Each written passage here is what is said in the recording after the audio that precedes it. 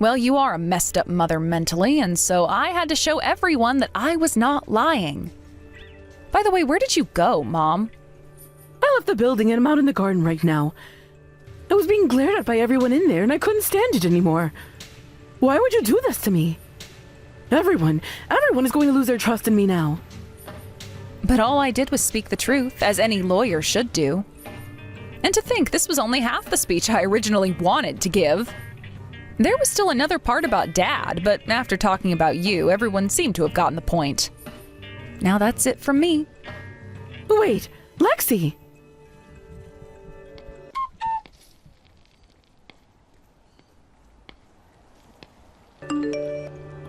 Maya! What the hell is this all about? Did you really know about Lexi all along?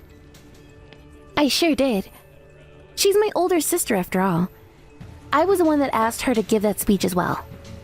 Does that mean you knew about all the things she'd be saying in her speech too? I did. I even helped her make it. And both Wyatt and Bernard approved of it after giving it a good reading over. Why? You could have at least told me from the moment you knew that your sister Lexi was the same Lexi as Lexi Winston. You think I'd really do that for you? Did you forget about the whole thing where you kicked her out of the house and told her she was no longer a part of the family? That all had nothing to do with you, Maya. And in the end, you passed the bar exam on your first try.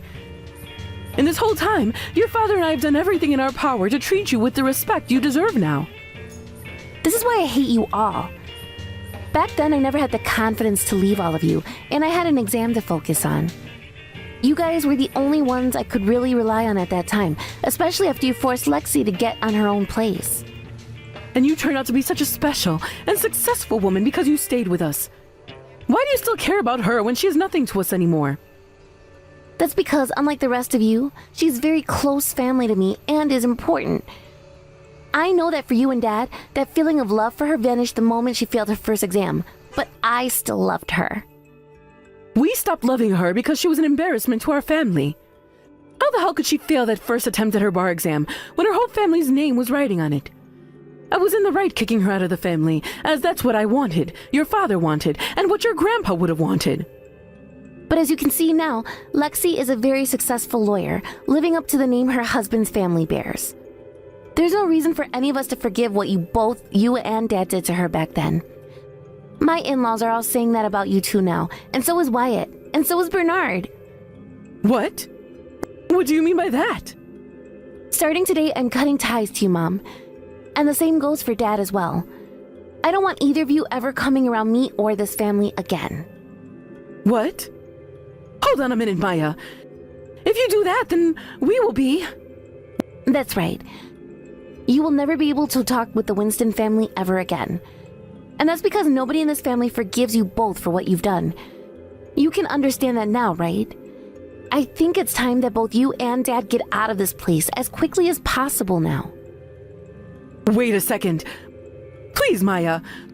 Do you have any idea how much effort your father and I have put into you to get where you are now? I like to think that it was me who got me here.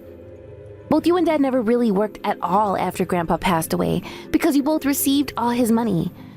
And at one point, you both started to ask me for money when I got a job. And when it comes to Dad, that lawyer you always loved to boast about, he quit his job the moment his dad's money landed in his accounts. And ever since then, he hasn't done anything with himself. What kind of family of lawyers have you been going on about this whole time, Mom? I get it. I get it already. We won't ask you for any more money, okay? So please. I don't think you do get it, Mom. It's over now. I'm done talking to you, and I never want anything to do with you ever again. Wait!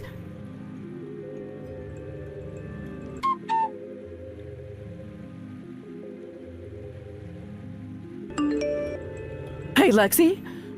Do something about this. Do something to get your little sister to listen to me again. For some reason, she seems really upset right now. Why do I have to step in and help her listen to you? She might be upset with you guys right now, but I am furious, all right? You have to help us here, or else your father and I won't be able to carry on much longer. How pathetic, then. You both just live off your child now, even though you had so much pride in being a family of well-known lawyers. I'm so happy we cut ties years ago, Mom. Now how about you both get some jobs instead of being lazy pricks? Lexi, what's going on with you? You're not still going to talk about you and I not being family, right? What's that all about? Wasn't it made crystal clear years ago that I was disowned by you and Dad? I'm aware of that, but we're letting you back into the family now. Your father and I, we have a lot of debt right now. If you abandon the both of us, we'll be screwed completely. Funny. You must be pretty embarrassed now, right? Be careful, because if you keep talking and acting like that, you might cause embarrassment for the whole family. If you both have debt, do what literally every human being does and work to pay it off. And by the way, does this mean that all the money Grandpa left behind is gone now? That money is all long gone now. What are you right about now, Lexi? I want you to come to you and talk to you in person about all of this. Oh? You don't have to bother with that.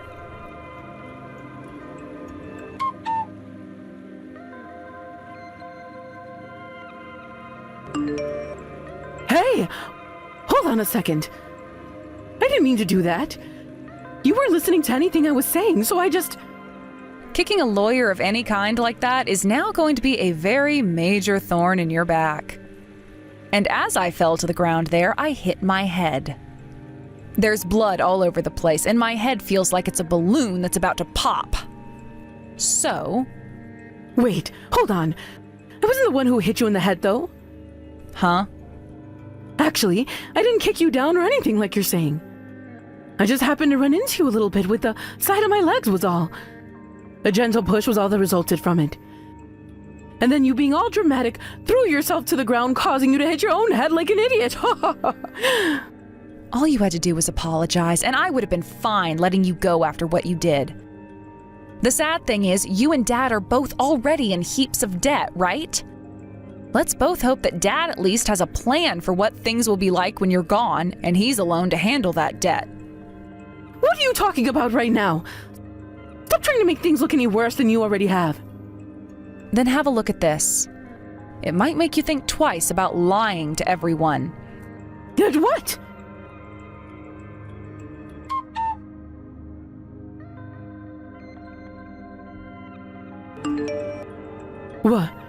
What is that? When did you take that? Just in case something was going to happen, I turned on my phone's camera and put it on record. Just in case, you know? And then, guess what? Take a look, Mom.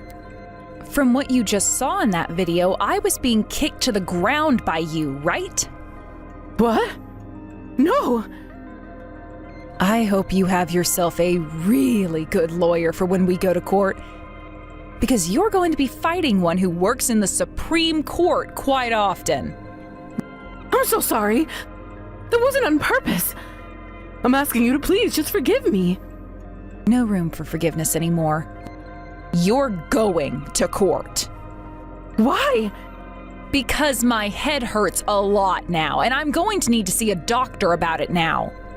And that's on top of the fact I'm needing to clean up all this blood right now that's come from the cut in my head. But I didn't.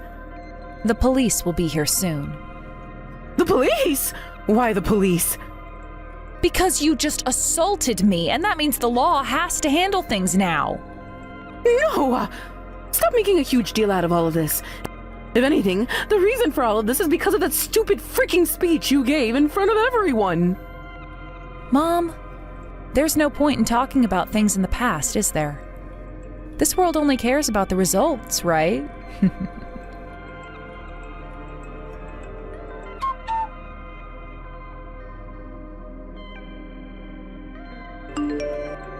Maya, I have a lot to thank you for. And I'm sorry. This was supposed to be your wedding today, and yet after that speech, things all ended up being about me. What are you talking about, Lexi? This is what the both of us wanted to happen, minus your head getting banged up.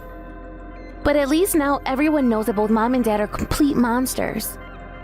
Everything went well in that regard, so we need to celebrate all of that. I'm so happy that it wasn't just me that hated those two. After you were kicked out of the house and I went and passed the bar exam, those two only became worse. For a little while, they even began to call me their tree with money growing on it. That's screwed up. That's why ever since then, I had been dreaming about my wedding, where I'd get back at those two and end their cruel reign once and for all. Actually, to the point I want to thank you.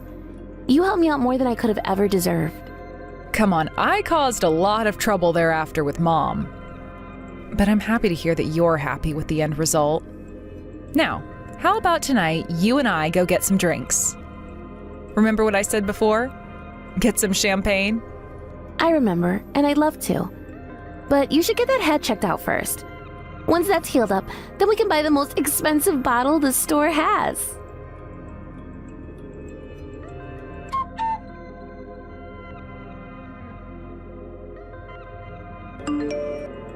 After that, I took my mom to court and sued her butt big time. She was brought there by the police because, of course, I was calling the police on her and having her taken into custody for assault. When she came, she tried to have her husband represent her, but considering he'd been out of the world of law for some time, he totally forgot there was no chance at all for them with the evidence I had. I was even showing x-rays of my head that showed the small skull fracture I sustained. And just to rub it in her face, I had the doctor who saw me that day show up. He explained to both the judge and my mom herself that the injury I sustained was pretty serious, and that I was also given a concussion from my head hitting the concrete floor. I never had to go to the ER or anything for it, but the doctor explained that I needed to get stitches for the cut that was left on my head, and would have to take a while off from work in order to recover and wait for the bone to heal. He was actually against me even showing up for this case, but considering I'm a lawyer and had all of the evidence needed, I knew the case wouldn't last too long and I could get back home soon. So in the end, she was charged with assault, and along with having to pay me for medical expenses at the local urgent care, she would be serving 2 years in jail. Considering her and Dad had used up all their money and were already in debt, they had to have the house sold and gave all the money they received to me. My mom is now in jail, and without her, my dad is alone on the streets with no one he can go to for help. I'm not even sure where he ran off to because there was nobody really even keeping an eye on him. So maybe he's just gone and ended himself or something. Both my mom and dad really have fallen far from the well-known lawyer family that they once loved to brag about. But it all serves them right, since they thought that they could just manipulate their kids all the time and throw them away when they did one thing that they did not enjoy. As for myself and Maya, we're both working hard in courts all over the place, making money and saving it all up. For her, she's working in most of the courts in her state, and for me, let's just say that I'm going anywhere I'm needed in the U.S. We've both agreed that from now on we will work for 10 years, and then after that, we'll start to think about having kids. I know it's not the most practical of things, but we both are actually scared to death of having children. So what better way to do it than to go through that fear with one another? I've also come to love the fact that her and I both turned out to be successful lawyers from 2 complete monster parents. But it's kind of getting old since literally everyone is now a lawyer around us. My husband, her husband, their parents. The list just goes on and on. But one thing is for sure, and this goes for all of us. We are never going to think of ourselves as any more special than those that aren't lawyers.